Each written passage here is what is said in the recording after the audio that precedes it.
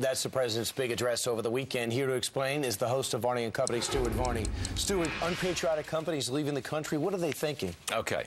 The president, I think, is setting up business, setting up the Republicans so that in the election in November he can say, look at those people. They're taking their money overseas. They're unpatriotic. They're not doing the right thing. They're not paying their fair share. It's a setup so that the president can look very good come the November elections. Right.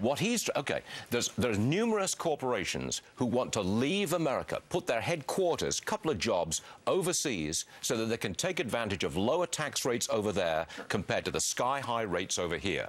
Now, the president wants to put a fence around America, stop anybody leaving.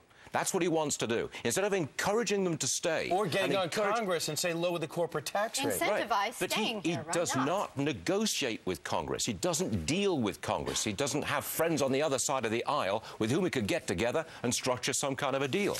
But the worst result of all of this is that we've got $2.1 trillion of American corporate profits which are going to stay over there.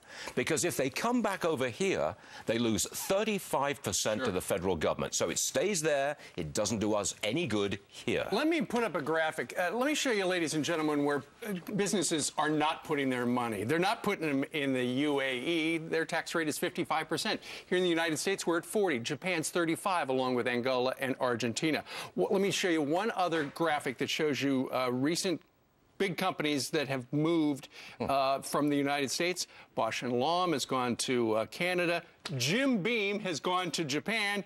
And Chiquita Banana is in Ireland. And Walgreens is about to leave to go to Europe. They buy a smaller company in order to move their headquarters there. But instead of admitting that the environment here to maintain business at profit in the United States is bad, the president then is blaming companies for doing what they need to do. He's saying, stay here, pay up. Pay your fair share. That's what he's saying. Now, would you allow, for example, a company in Illinois to move to Texas to take advantage of lower taxes? Absolutely. Of course we do.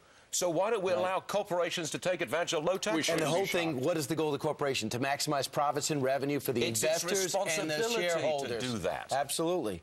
So that's capitalism. I know how you feel about it. Varney & Company, 11 to 1. Thank you very much. Thank you. I'll be there. Thanks, Stuart. We'll be watching. Be. Well, coming up.